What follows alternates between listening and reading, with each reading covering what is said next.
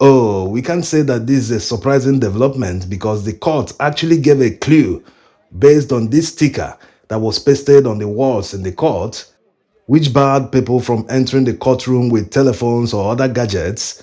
It was a clue, and many people believe that this is the direction that the court will rule.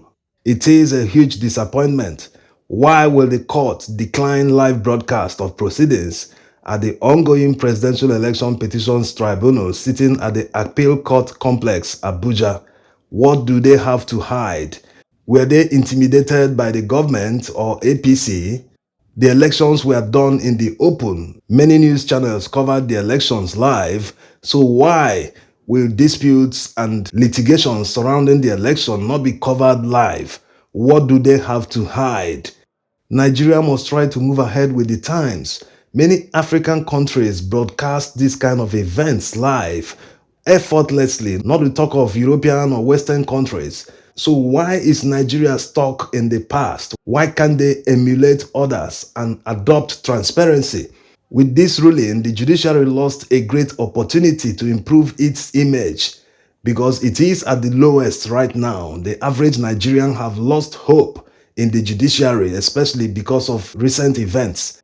Also, considering the fact that this is the most contested election in Nigeria's history, broadcasting the events live would have improved the transparency and cleared the doubt in many people's minds that something might happen behind the scenes. It's also a huge surprise that people that won an election don't want people to see how they will defend it live in court.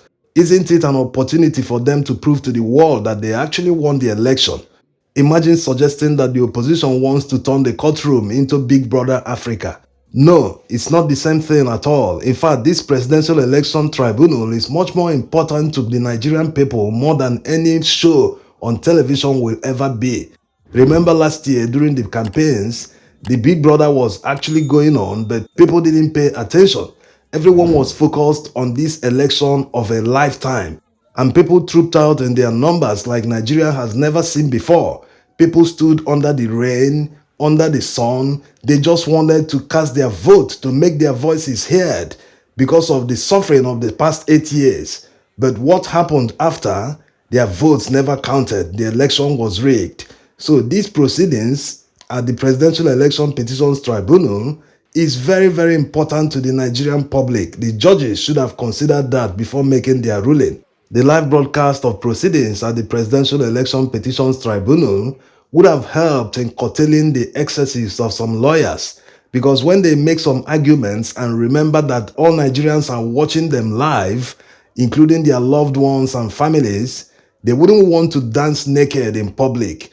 So it would have helped in improving the behavior of lawyers in court, the kind of demands and motions they make from the judges. It would have put a check on all that, because all lawyers consider their reputation first. There is life after elections and election litigations. Anyway, you are aware that this is not the only decision that the court will take today.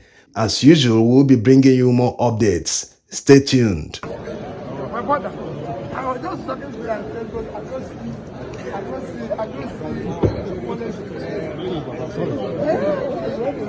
see